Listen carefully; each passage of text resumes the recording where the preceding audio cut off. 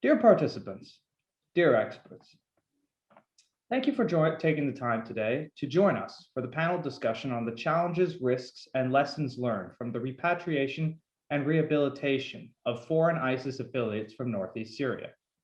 Since 2019, ISIS associates and family members have been held by the Syrian Democratic Forces in prison camps. Despite calls from the United States, the United Nations, and human rights organizations around the world for countries to repatriate their citizens, very few have actually gone through the work of repatriating and rehabilitating their nationals. However, there have been states who have stepped forward and carried out these repatriation operations successfully.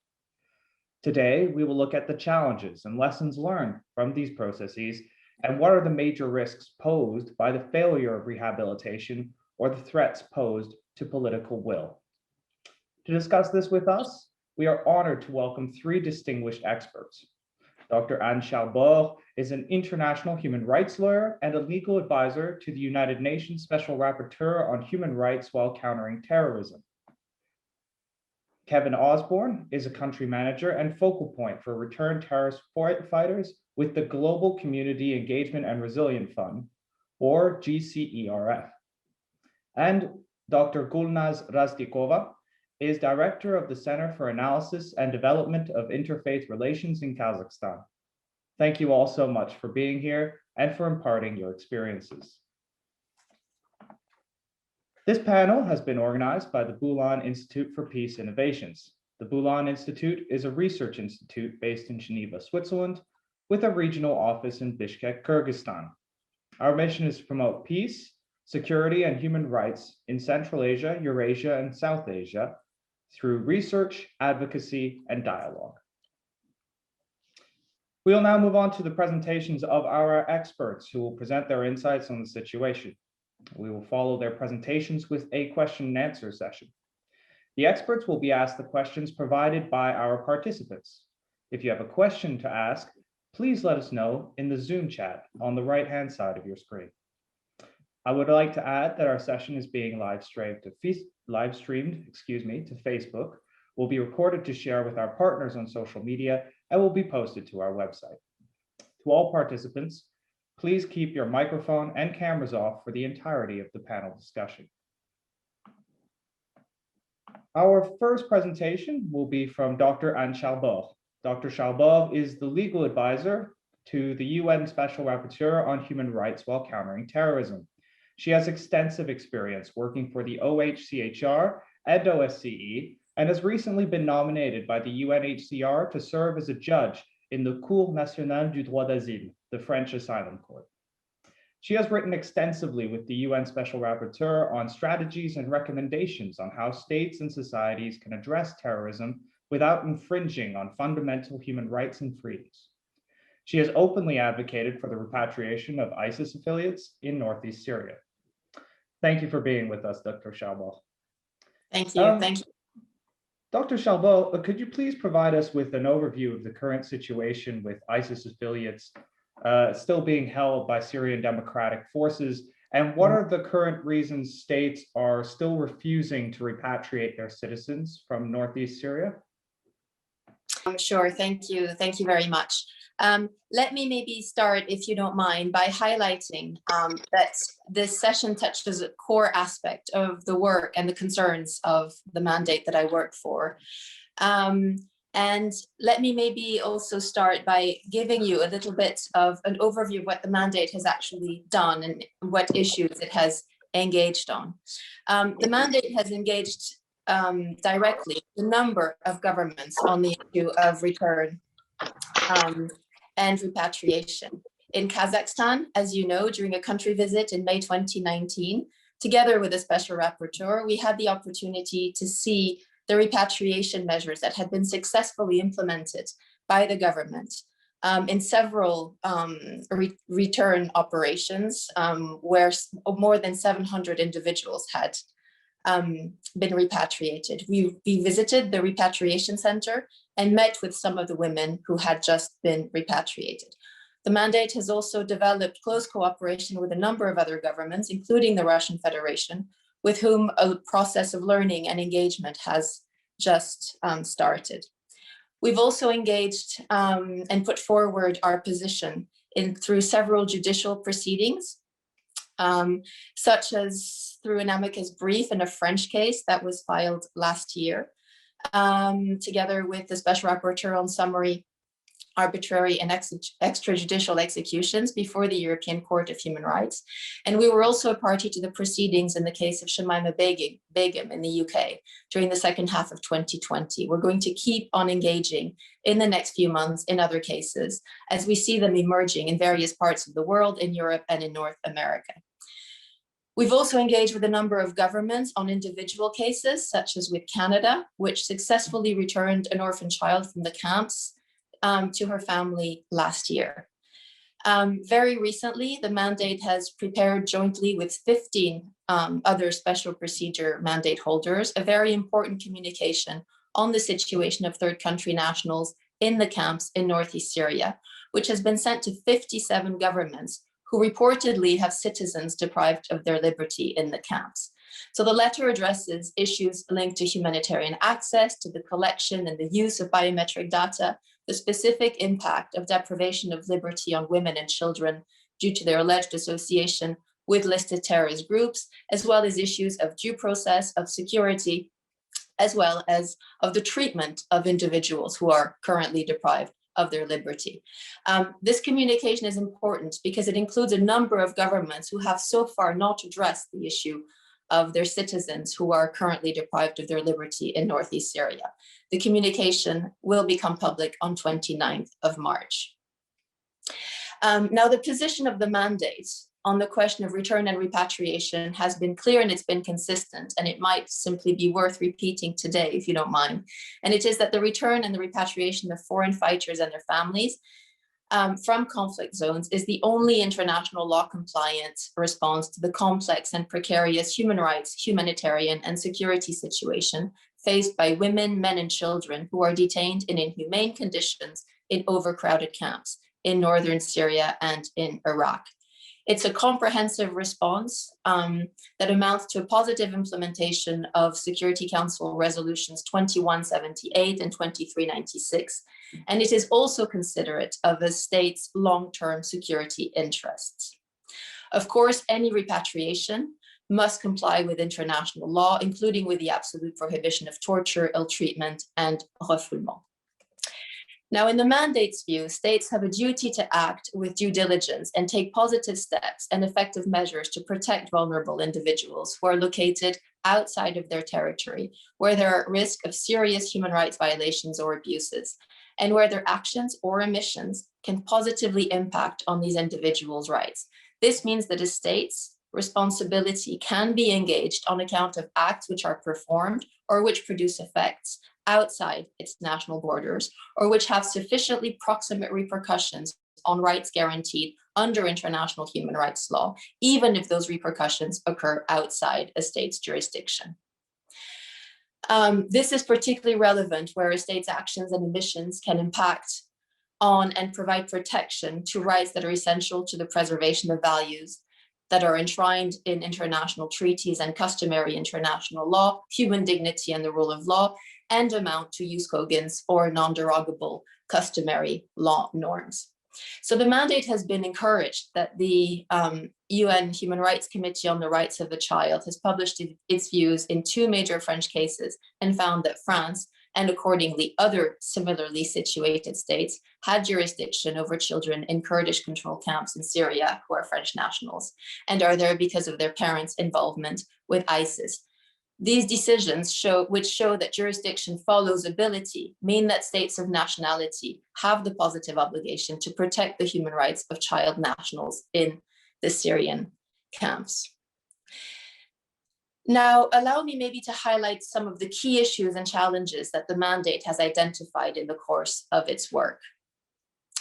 Let me stress at the outset that the mandate is very clear that all repatriation processes, as well as any post-repatriation and rehabilitation measures, must comply with international law.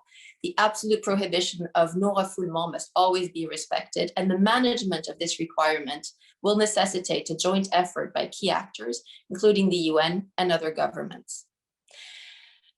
Further, absent prosecution or extradition, repatriation should always be voluntary. Post-repatriation measures must comply with the absolute prohibition of torture, ill treatment, arbitrary deprivation of liberty, and measures must always be proportionate, necessary, and comply with the principles of non-discrimination.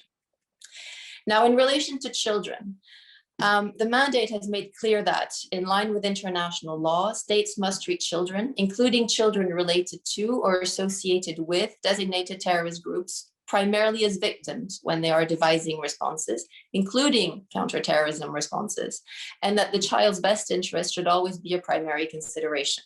States should ensure that their rights, even when the child is considered a potential security risk or where the child's interests conflict with the state's perceived security interests. The mandate is very mindful of the issue of non-discrimination and stigmatization of children on the basis of their perceived affiliation with a terrorist group. Children should not have to carry the burden of simply being born to individuals that are related to or associated with terrorist groups, and policy responses that lead to any lowering of children's human rights protection because of their parents or family were related or associated with terrorist groups violate this key principle of non-discrimination. So the mandate in this respect has raised very serious concerns regarding the separation of children from their mothers and other family members, absent a thorough assessment of what is indeed in their best interest. The mandate has also been very mindful of the need to understand that association with terrorist groups is highly complex. When it comes to women and girls, states must be mindful of the potential for coercion, for co-option, for grooming, for trafficking, for enslavement, for sexual exploitation when examining their agency. This implies, again, the need to undertake individualized assessment. Gender-specific traumas and human rights violations that can be experienced by women and girls in the context of their detention and the impact of those conditions on their mental and physical health must also be considered so that responses do not perpetuate or contribute to further victimization. The mandate has also underscored the multiple human rights and humanitarian law violations that children suffer from as a result of their detention. Children who are deprived of their liberty in the camps are victimized on multiple grounds and continue to be denied the protection to which they are entitled. From indefinite detention without any process or review to inhumane conditions of detention and lack of basic care, sufficient food, shelter from the elements, safe water, adequate sanitation, medical services, education, to sexual and other forms of abuse, the impact of their situation on their most basic right is not only severe, but can in some cases be absolutely complete. And in all cases, detention should only be used as a measure of last resort and for the shortest amount of time possible. The mandate has also looked at the issue of biometric data, which is a very serious concern again. We recognize that this may be uniquely helpful and sometimes serve the best interest of the child, for instance, to prove parentage or to reunite children with their family, or with the aim of using such parentage information to confirm nationality in view of repatriation. But the mandate is also very concerned about data uses and long-term retention of biometric data of minors based on the child's family affiliation. It is very problematic that data can be collected and retained to serve security interests and then be used for monitoring or surveillance purposes or for inclusion in databases and watch lists. Turning to recovery and reintegration, family reunification should always be prioritized.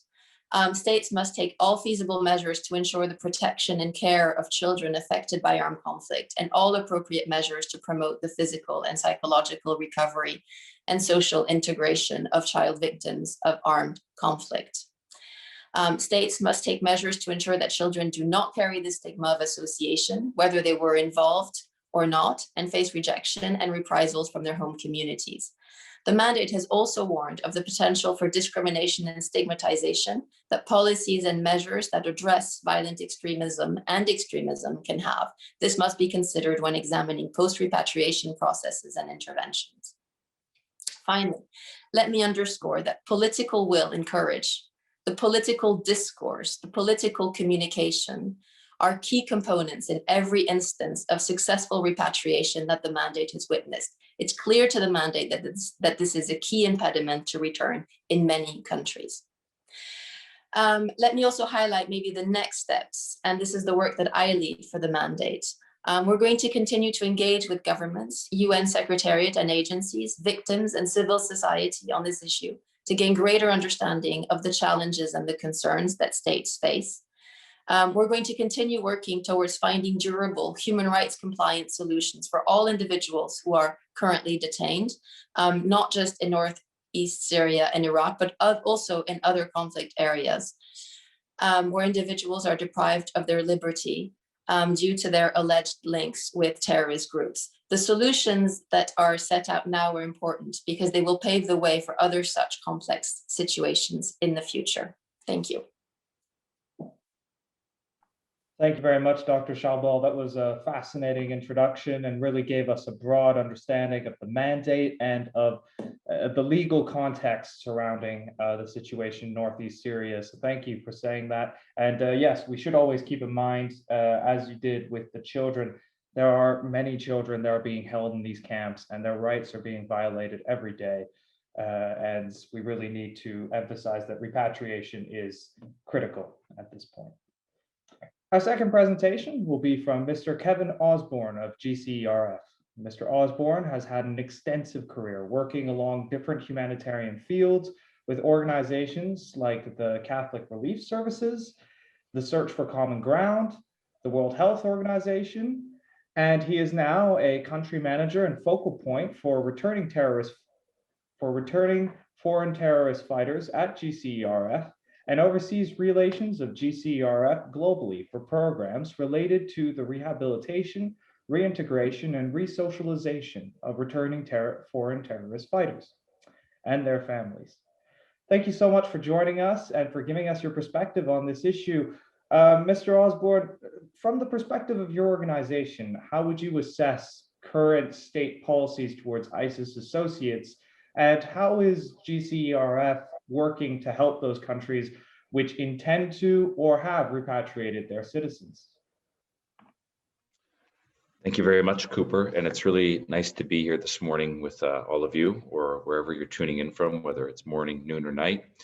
So in regards to our experiences with ISIS associates and states' perceptions of them, what got the Global Community Engagement and Resilience Fund involved in this programming in the first place is that we are the Global Fund for Prevention of Violent Extremism. We came out of the Global Counterterrorism Forum, and we were created to be the fund that would get funding from international donors through our organization of Multilateral to civil society organizations, recognizing that a key element of prevention of violent extremism is to involve civil society in the prevention efforts.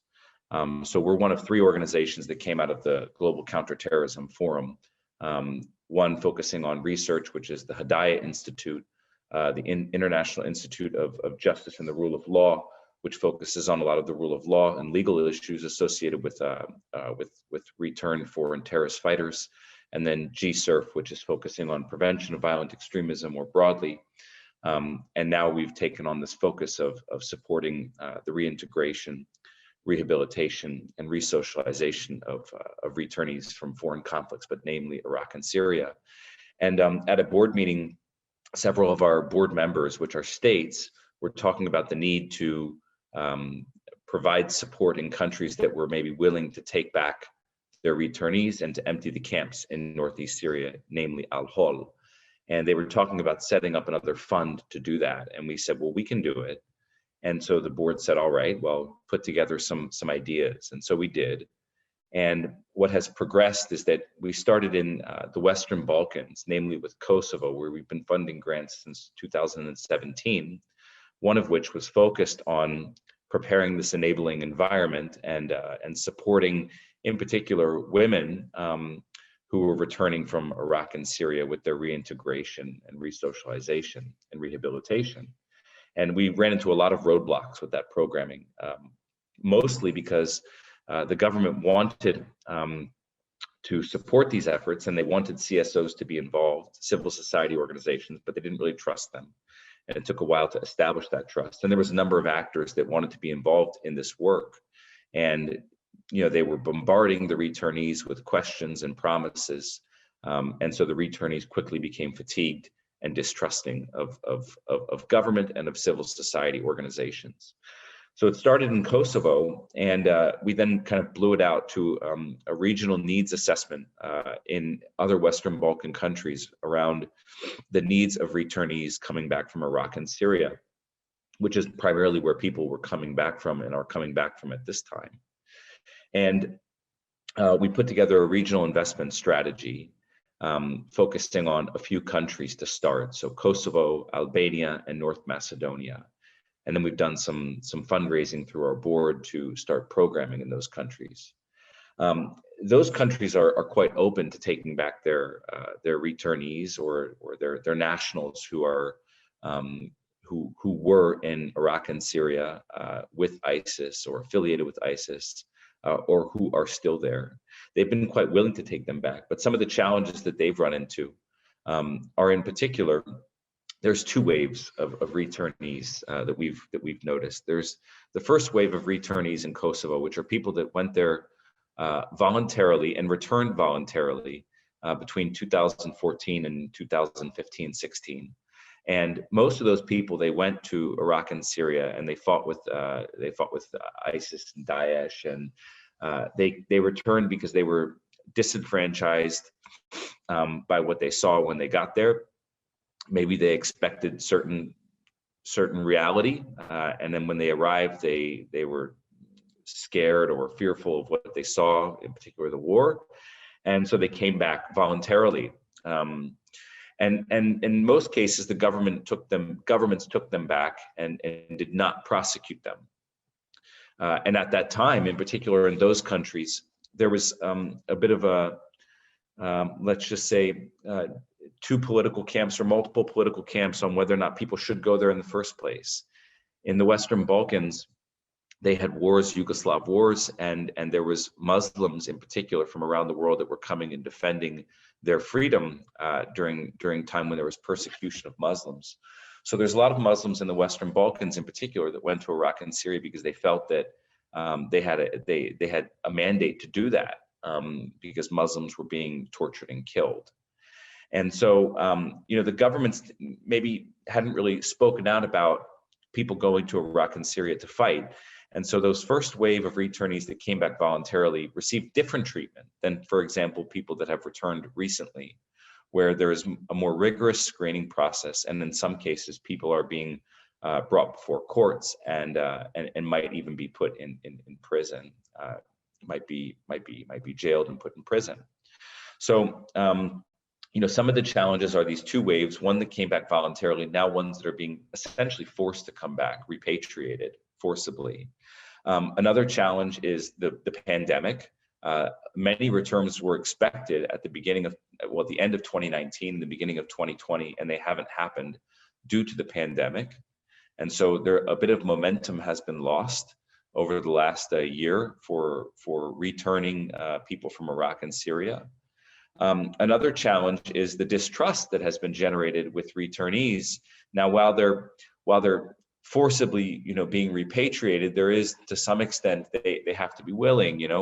Albania was expecting to receive 25 returnees right before the end of 2020, and only 5 returned. A few dozen were supposed to hop on a plane and come back to Albania. And when they went to look for them in their tent, they had hidden, and it's because they had heard that they might be prosecuted when they returned to Albania.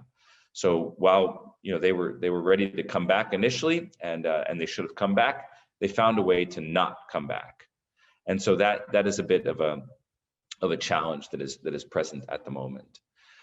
So what my organization, the Global Community Engagement and Resilience Fund, has been trying to do in the Western Balkans to start, but then through some global partnerships, in particular with the U.S. Agency for International Development, and a growing partnership with the European Union's foreign policy instrument, is to speak with governments that have an interest in taking back their returnees, and where there is an interest in the donor community to start programming now for the enabling environment for returnees. And what exactly does that mean? When we think about, I would say that the challenges that are involved here, you know, there really isn't a consensus on how to handle these returnees in any government. You know, even in the Western Balkans, where things are relatively cohesive, there are different approaches on how to handle the returnees. Do we prosecute them or not? What is the screening process? And many ISIS associates are still radicalized and do not desire to return to their country of origin or nationality. Some associates, especially children, are in a seemingly stateless orphan status. Division of responsibilities between states and CSOs is not clear. Both governments and CSOs lack the capacity to do this work. They might have certain capacities, but they need to work together in synergy to create this kind of synchronous ecosystem to really complement each other. And division of responsibilities needs to be clear. And in some cases, governments are very covetous about what is their mandate and their role. Obviously, governments have to take charge, but at some point they also need to recognize, and they do, that communities need to be involved, and the entry point there is the civil society organization. So identifying, you know, clear roles and responsibilities for the two of them. Also, donor countries have varying risk appetites to support the work that needs to be done. So flexible funding is essential, but often not available. And what I mean when I say that donors have different risk appetites, you'll have some donors that, you know, will say that our funding cannot go to support rehabilitation, reintegration efforts directly. So we're happy to fund GCRF, GSERF, but if you're going to fund civil society organizations, they can't be working directly with the returnees because the connection there is too close. It needs to be attenuated and indirect, and the funding could go to support them, and they don't have a political appetite to deal with supporting programming that could potentially be construed as supporting returnees. So they're happy to work with strengthening the capacity of frontline government workers who work with families and individuals who are challenged, who have survived trauma, but not specifically for returnees for political reasons. Governments lack capacity to manage returns and rehabilitation efforts, and governments are not trusted by returnees, partially because at one point, for example, let's take the Western Balkans, some politicians were encouraging or condoning people going to support the efforts of ISIS and Daesh. And then at some point they changed their mind and said, well, you're now considered terrorists. And so people who are returning, they don't really trust the government. Plus they also are concerned that they'll be separated from their family, that they'll be prosecuted and they'll be put in jail. So governments definitely need the support of civil society organizations in that effort. Some of the risks associated with the programming, global politics and priorities, you know, will swing in various directions and momentum will be lost. Right now, everybody's focusing on the coronavirus. And now there's an increased focus, especially with what has happened in the United States recently on far-right extremism and around the world. So there's less of an interest in what has happened in Iraq and Syria and more of an interest of what's happening on other fronts, some of them related to prevention of violent extremism, some of them not necessarily, but in some way linked. And you know, the focus has been redirected in that area. So we have to keep the momentum going, and the risk is that the momentum will be lost. And then, as we've already seen, ISIS and violent extremist groups are starting to creep up again in northeast Syria. So there is the risk that other VE groups, if not ISIS, will form again in Syria, and we'll be back to where we started, you know, in 2013, 2014. And countries, governments, and communities are not ready to receive returnees. So returnees are not effectively de-radicalized and potentially radicalized new members. So taking them back when communities are not ready and governments are not ready is a big risk, because they're not prepared to be de-radicalized. And there is of course a potential for them to radicalize new members. And rehabilitation efforts are often focused on donor funding, and so they're short term and not sustained. And of course, these returnees have survived extensive trauma, and will need many years of very case management tailored recovery in order to get better and get healthy. So this enabling environment is critical. The time is now to prepare governments and communities. We need to look at humanizing returnees, humanizing why those people went to Iraq and Syria and why they've decided to return. They need to tell their stories. What we found is that in a number of countries, the general community perception is different than that which the government thinks. Governments think that communities don't want people to come back. That's not always the case. They often are okay or accepting of these people to return. So just kind of understanding what the perceptions are is an important part of the enabling environment, and knowing what the concerns of the communities are about people returning so that you can address them through focused programming at a community level. Never underestimate the time and energy required for a person to recover from trauma. Working with a young person for 1 year is probably not going to do the trick. And what we have found in Kosovo, for example, is that young people are able to respond to therapy and trauma healing very well, unless that trauma is reintroduced in multiple environments. So if they experienced it in Syria, if they saw their parent or a loved one being killed, or if they saw death, or if they were exposed to vitriol and violent extremist language and behavior, when they go back to Kosovo, if they experience the same thing in the household, then it's unlikely that they're going to recover from their trauma. It'll probably just be perpetuated, and it'll be stronger and harder for them to get out of it. So we can't underestimate the time that it takes to heal. CSOs are often more trusted by returnees than government workers. There's no surprise there. CSOs are community-based organizations, so it's people that individuals in the community know, and they grew up with them, so it's likely to be the case that they're more trusted than government workers. Case management systems are crucial, and individual care is needed. Everybody is going to respond to trauma healing in a different way, and so it's really important to look at case management on an individualized level, and this is where CSOs and governments can work together. It's not just about what you see in a psychologist's office, or what you might see when they come for training on vocational skills to reintegrate, but it's also how the young people are doing at school, how adults are engaged in other community-related activities. So it's really all about this synchronous ecosystem of case management and of recovery to understand how people are doing. Experienced CEOs are important but not critical. Governments often think that, and CSOs too, that you have to have some experience in rehabilitation, reintegration, resocialization work in order to play a role, and that's not true. Most important is that you have some general skills in the area of rehabilitation and reintegration. So social cohesion work on building community agency, work on increasing individuals' access to opportunities in a way that doesn't stigmatize them or other people in the process.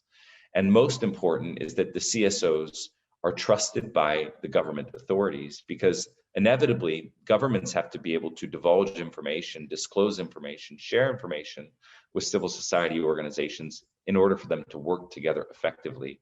And if they don't trust them, then they're not going to be able to do that, and the relationship will not be one that is built on synergies. It'll be one built on distrust, where information is not shared and programming is not effective. And governments often underestimate the capacity and the willingness of CSOs to be involved in rehabilitation, reintegration, and resocialization efforts. Governments think that just because the CSOs don't have psychosocial support skills, or they're not psychologists, or they're not barristers, legal experts, that they can't bring value to the programming, and that's just not true. And it could be a little bit of jealousy, a little bit of concern, a little bit of protectionism. All of it, it seems to me, I mean, it's rooted in valid, concerns. But CSOs have proven in our experience to actually have quite a lot of capacity to be involved in this programming. So I hope that gives a little bit of information and sheds a bit of light on the subject. And thanks for listening to GServe.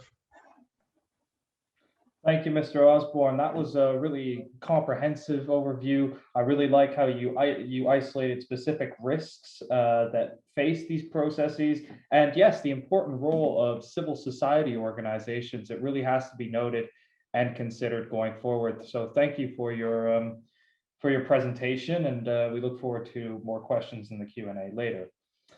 Our third presentation will be from Dr. Gulnaz Razdikova, Director of the Center for Analysis and Development of Interfaith Relations in Kazakhstan. Kazakhstan is one of the few countries which has carried out a large-scale repatriation operation from northeast Syria, bringing back over 600 citizens. Dr. Razdikova was deeply involved with this operation named Operation Jusan and has worked directly with the returnees. She has worked as a psychologist and has actively participated in the rehabilitation and reintegration of women and children throughout Kazakhstan. Thank you for being with us, Dr. Razdikova, spasibo, and for providing an essential insight from an important country when it comes to the repatriation of citizens. We've pre-recorded Dr. Razdikova's presentation in Russian, and through the help of our colleague Alina Polyakova, we were able to put translations. So I will play the video of Ms. Razdikova's pre-recording. Для выступления на данной экспертной площадке. Я знаю, что на сегодняшний день данная экспертная площадка является одной из самых авторитетных. Меня зовут Раздыкова Гульназ, я представляю Республику Казахстан, я психолог, руковожу реабилитационным центром в городе Павлодар, Республики Казахстан. Сегодня я постараюсь быть для вас максимально полезной и поделиться своим опытом реабилитации и реинтеграции женщин, эвакуированных из зон террористической активности. Я сама непосредственно работала с этими женщинами с момента их возвращения по настоящее время. Всего Казахстан реализовал 5 этапов операции «Жусан». Самый последний этап операции «Жусан» произошел 5 февраля текущего года, когда с территории Сирии было эвакуировано 12 человек. За весь период операции «Жусан» в Республику Казахстан было эвакуировано 603 человека, из них 37 мужчин, 157 женщин и 413 ребенок. Из 413 детей на сегодняшний день сиротами являются 34 ребенка. Операция «Жусан» началась 5 января и продлилась до 26 июня 2019 года. Кроме операции «Жусан», с 27 по 28 ноября 2019 года наше правительство реализовало гуманитарную операцию под названием «Русафа». Цель данной операции – это эвакуация детей, матери которых отбывают тюремное наказание в иракских тюрьмах. На сегодняшний день добровольно женщины вернули своим ближайшим родственникам 14 детей. Из них 6 мальчиков и 8 девочек. На сегодняшний день все дети воспитываются и находятся у своих бабушек и дедушек. Следует отметить, что согласно статье 10 Конституции Республики Казахстан у нас предусмотрено лишение гражданства, если судебными органами доказана причастность гражданина к террористическим организациям. Но наша страна не воспользовалась данной поправкой, Но наша страна не воспользовалась данной поправкой в отношении ни одного гражданина. То есть все 600 эвакуированных человек не были лишены гражданства. Согласно национальному законодательству по борьбе с терроризмом и религиозным экстремизмом, то есть те граждане, по которым доказана их причастность в участии боевых действий на стороне запрещенной террористической организации ИГИЛ, а также вербовочной деятельности, они привлекаются к уголовной ответственности. На сегодняшний день к уголовной ответственности привлечено 33 мужчины и 17 женщин.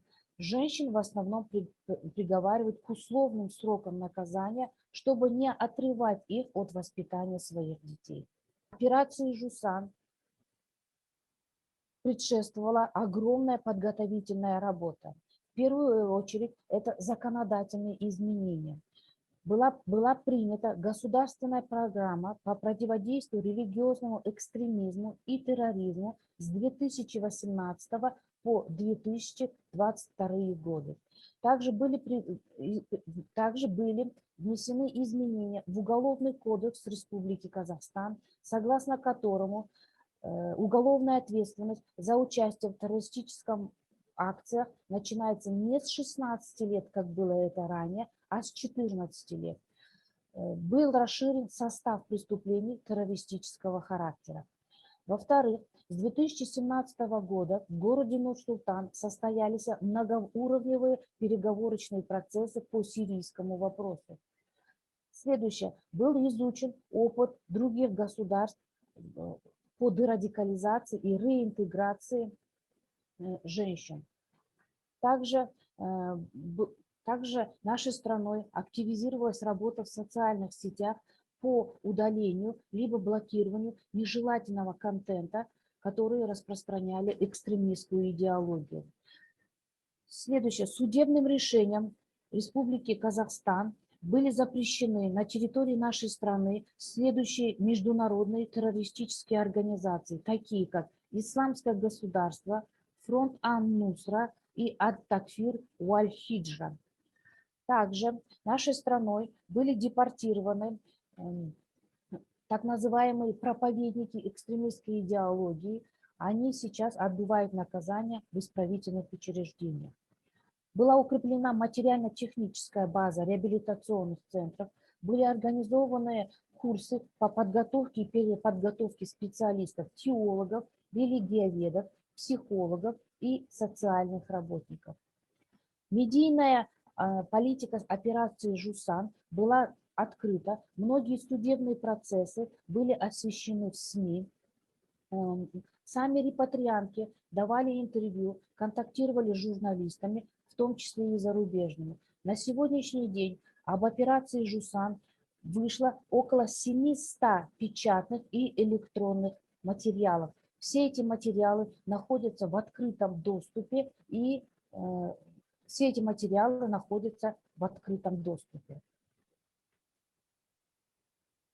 Женщин, выехавших на территорию Сирии, условно можно разделить на 4 большие категории. Первая категория – это женщины, которые уехали вслед за своими мужьями.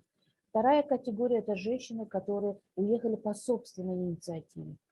Третья категория женщин – это те женщины, которые на момент начала боевых действий в Сирии уже находились на Ближнем Востоке. И четвертая категория женщин – это светские женщины, это те женщины, которые не разделяли никакие религиозные убеждения, а поехали вслед за своими сыновьями либо братьями. Все женщины первоначально прошли 30-дневный карантин в адаптационном лагере в городе Ахтау. Там с ними работали по нескольким направлениям. В первую очередь это документирование данных женщин. Второй этап – это медицинское обследование данных женщин и проведение геномных экспертиз для установления факта родства между матерями и детьми. Также с ними работали психологи, социальные работники и теологи. Этот период позволил женщинам максимально безболезненно вернуться по месту своего проживания. Женщины пришли достаточно женщины приехали физически истощенными и эмоционально слабыми. Поэтому для того, чтобы эффективно их реинтегрировать в общество, необходима была усиленная психологическая поддержка. Там проводилась групповая терапия с женщинами и индивидуальные мероприятия.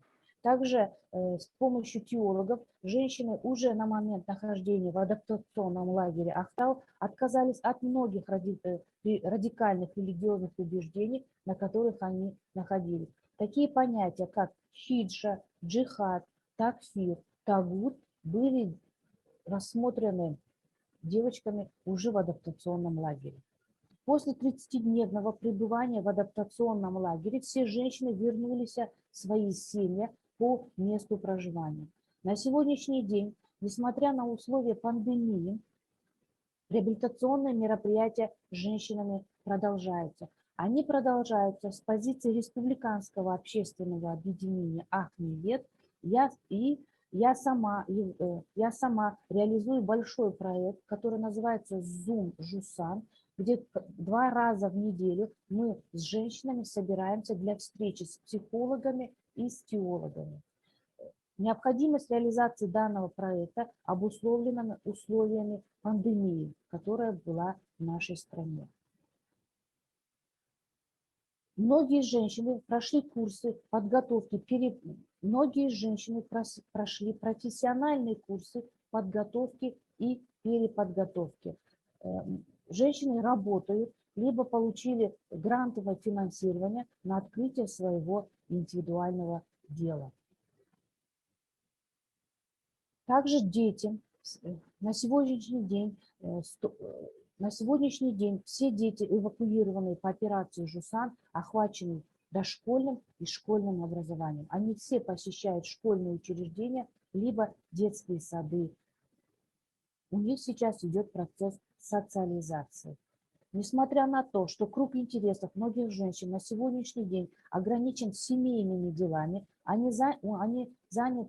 усиленно заняты воспитанием своих детей, группа женщин изъявила желание создать волонтерский корпус для того, чтобы помогать нам, специалистам, по дерадикализации других женщин. Также эти женщины представляют нашу страну на международных площадках, и себя на сегодняшний день эти женщины позиционируют себя не как жертвы терроризма, а как борцы против терроризма. Группа женщин-волонтеров, репатриантов открыли себе аккаунты в социальных сетях и в информационном пространстве занимаются контрпропагандой идеологии террористической организации Даиш и других экстремистских организаций. Я считаю, что это один из самых действенных и показательных результатов их успешной реинтеграции в наше общество. На сегодняшний день все женщины отказались от радикальных религиозных взглядов. Да, безусловно, для всех женщин была создана по моменту в 2019 году, на момент уже по возвращению на место жительства, для всех женщин были созданы условия, чтобы пройти курсы повышения квалификации, либо переквалификации по специальности. В основном девочки выбирали курсы швей, парикмахеры, массажный салон, маникюрные услуги. На сегодняшний день у нас есть несколько успешных кейсов, когда девочки брали гранты на открытие своего собственного бизнеса. В частности, одна из женщин открыла кондитерский цех по производству сладостей на основе рецептов правильного питания. Сейчас она она сейчас достаточно хорошо раскрутила свой бизнес-аккаунт и через Инстаграм занимается продажей, так скажем, правильных кондитерских изделий. Одна из женщин открыла парикмахерский салон в городе Кызылорде. Тоже обучилась на парикмахера, занимается колористикой, стрижками. Одна из женщин у нас открыла швейный цех и занимается пошивом рабочей одежды, спецодежды по запросу организации. There we go. Thank you very much, Ms. Dr. Rastikova. That was a very interesting presentation. It really gave us an insight into the inner workings of Operation Jusan, which is one of the more important operations that we have seen taking place, with 600 people already being returned. So thank you for that. That's very helpful. Dr. Rastikova will be available for our question and answer session, and the questions and the answers will be translated by Ms. Polyakova. So we will now move on to our question and answer session. As we said before, these questions were asked from our participants in the Zoom chat. And our first question is for Dr. Charbot. Dr. Charbot, you were mentioning before the case of Shamima Begum. Could you give us a quick overview of her case and what kind of legal precedent the revocation of her citizenship creates for other countries and their international legal operations? Sure, sorry. So as you know, the final judgment in this, what is in fact a preliminary case in the case of Shamima Begum, was rendered by the Supreme Court last week. And it was the question that was addressed to the court was actually a rather intricate legal question, which related to whether she, in order for her to have fair proceedings in the withdrawal of her citizenship, she needed to be brought back to the UK to see that happen. The court unanimously ruled that no, that was not the case. It recognized the fact that this was not an ideal situation, because it means that right now she cannot meaningfully engage in the judicial process, but that it doesn't flow that the state needs to give her leave to return to the UK to put her case forward. In terms of, I mean, I think this is a very long case, and I'm not sure that, I mean, of course, I don't want to speak on behalf of Ms. Begum's legal team, but this was just one of the many questions that her case raises. So I think we need to remain quite open about what the final outcome in this case is going to be. Thank you very much, Dr. Charbot. And yes, it's an interesting case that really will set a precedent and a determinant for many other people in a similar situation as her. Mr. Osborne, the second question is for you. We heard from Dr. Rastikova about a specific operation that was taking place in Kazakhstan. Given your experience in Kosovo, was there a similar coordinated effort led by the government to bring back Kosovan nationals from Northeast Syria? And were there similar, did it work in a similar manner? Was there an operation name? We see in Central Asia, many of the repatriations, Operation Jusan, Operation Mer in Uzbekistan.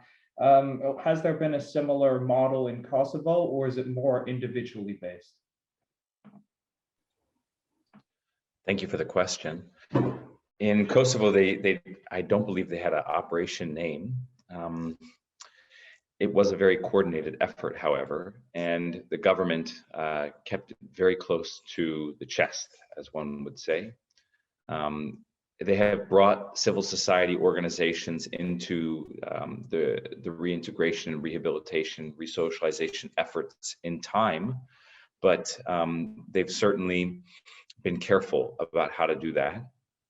So they've involved civil society organizations in activities, but they don't necessarily say, here's a list of people that have just returned, go work with them.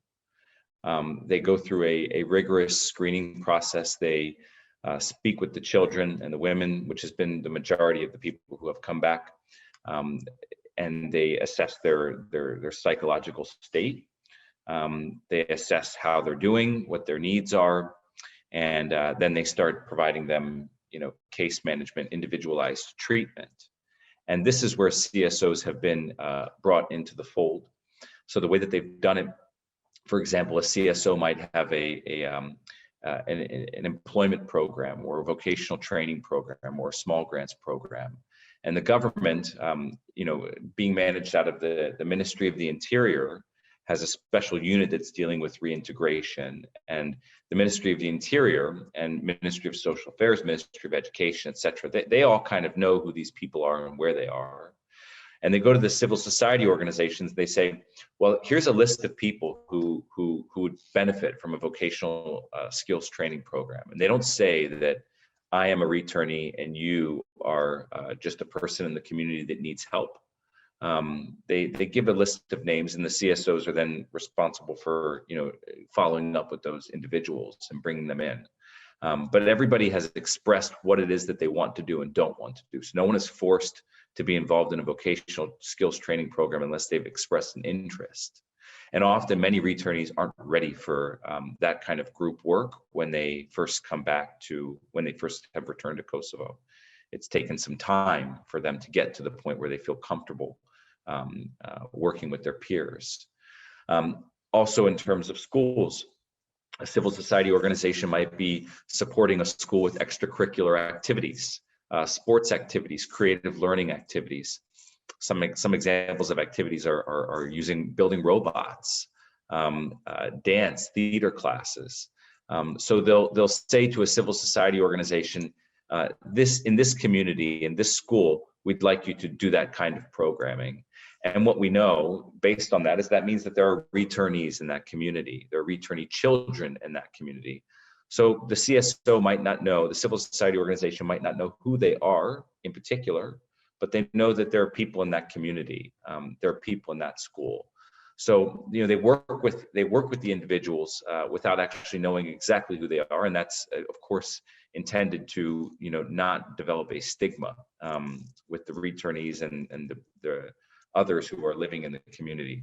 So very, very coordinated effort. It took time, and as time has passed, trust has been built, and more access is being given to the civil society organizations. But certainly a coordinated effort among various government ministries involved in the screening processes, so related to security, involved in assessing individuals' psychological status or health, all the way down to bringing children back into schools and making them feel comfortable in their community. Thank you. Thank you very much, Mr. Osborne. So a question for Dr. Razdikova. So some Kazakh citizens have refused to be repatriated. And we've heard of stories that there are some that decide to stay in Syria, in Al-Hol, in Al-Roj. Mr. Osborne mentioned Kosovan citizens that didn't want to return. Is there any risk that they can communicate or influence other women within Kazakhstan and affect the process, challenge the process taking place? Thank you, Cooper, for the question. I will translate right now. Гульнас, вопрос таков.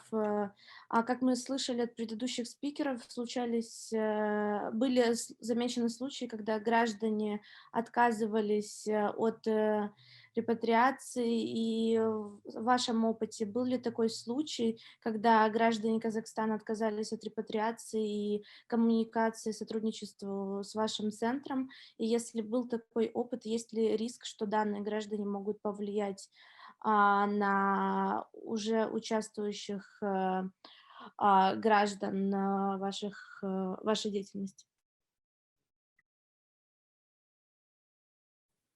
Спасибо большое за вопрос.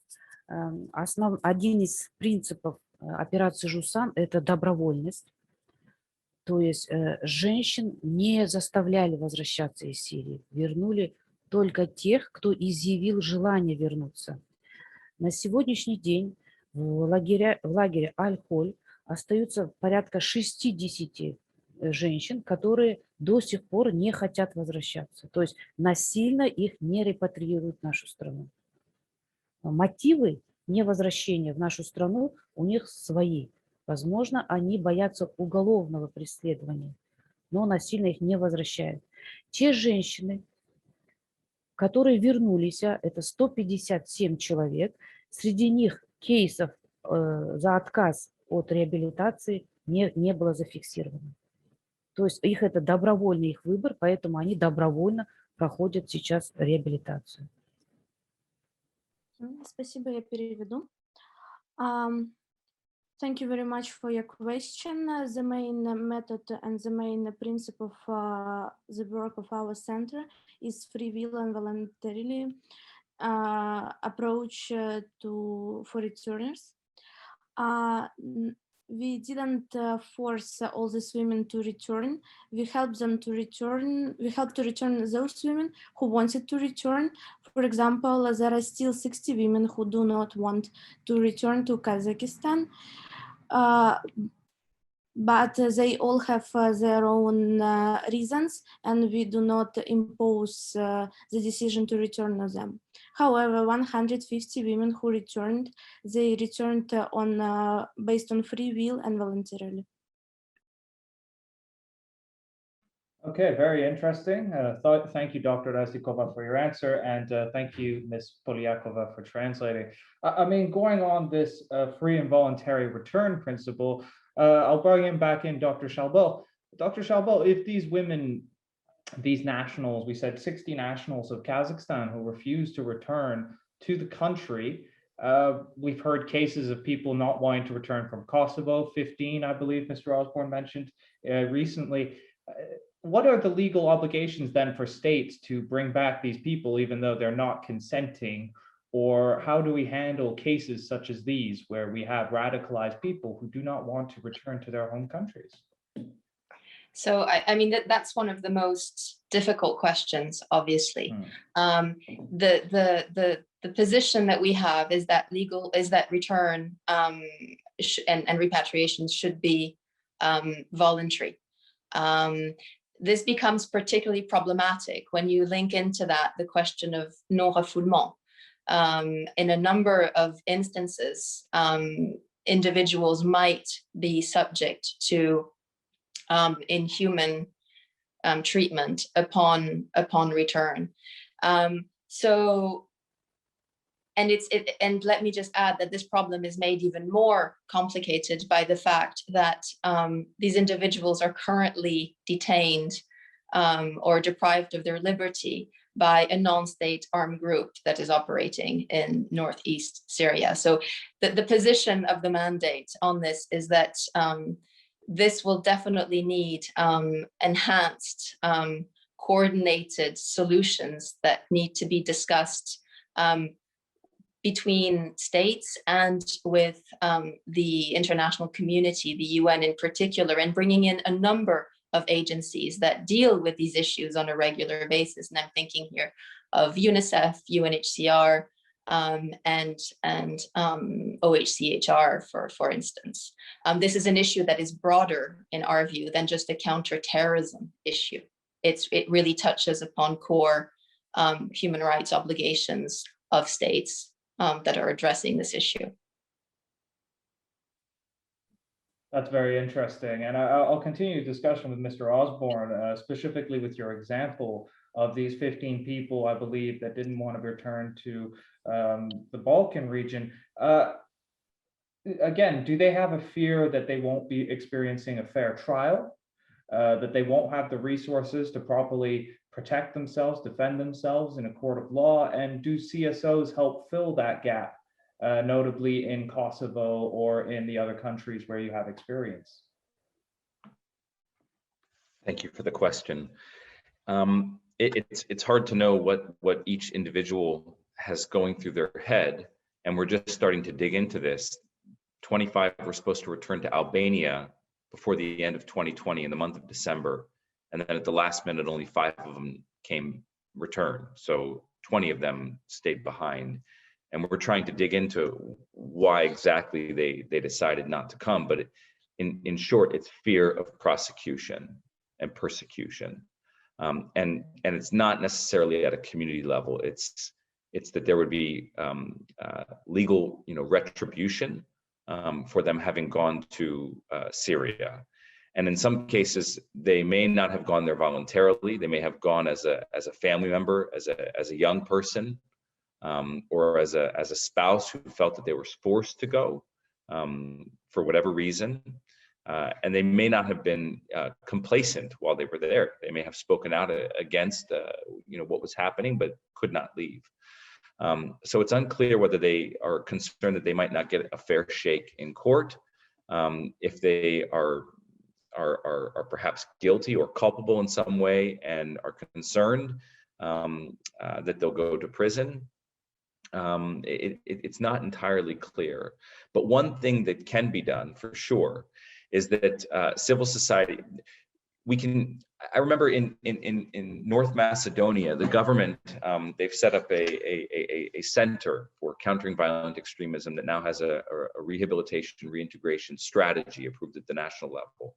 And they told me that they wanted people returning to North Macedonia to consider themselves clients.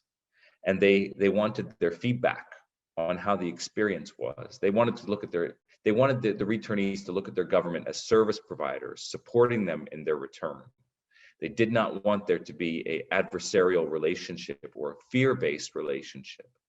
They wanted them to be seen as the government is helping you to come back, and we're going to do everything we can to make sure that when you come back, it is as pleasant of an experience as possible, so that you can actually recover from your trauma and be a functioning member of society.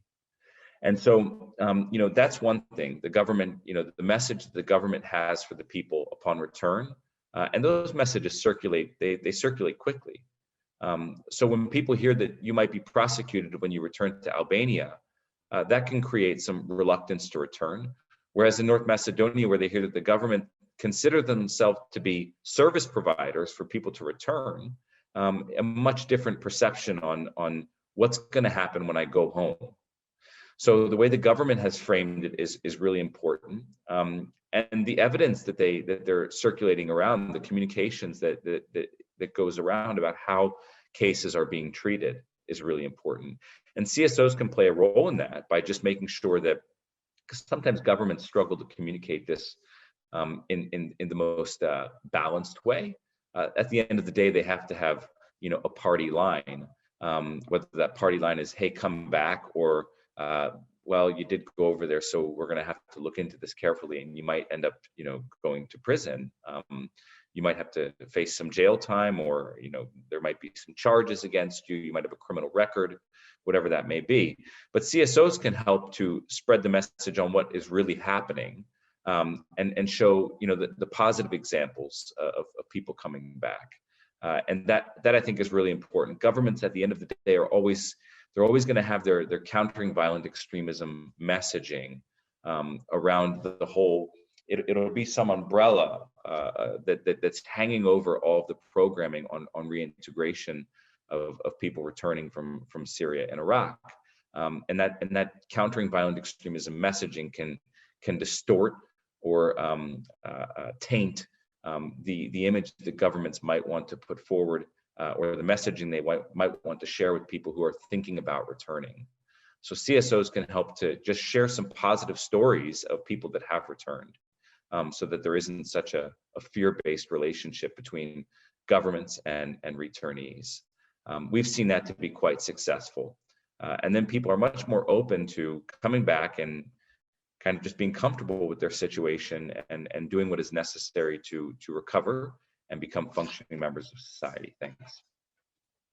Unfortunately, we're out of time, and this concludes our question and answer session and hence our panel discussion today. I would like to thank Dr. Shalbo, Mr. Osborne, and Dr. Razdikova for all of their professional insights and perspectives. Your contributions to this discussion were really important, really interesting, and I hope that participants have been able to take away many of the lessons that you have been able to learn and the experiences that you have been able to have in these countries. I'd like to thank you as well, dear participants, for taking the time to join us today and for engaging with our experts. We will be hosting more of these dialogues in the future, so stay tuned to the Bulan Institute.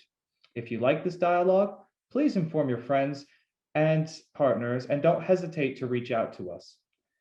In the meantime, I wish you a wonderful day wherever you may be, and we look forward to hosting events with you in the future.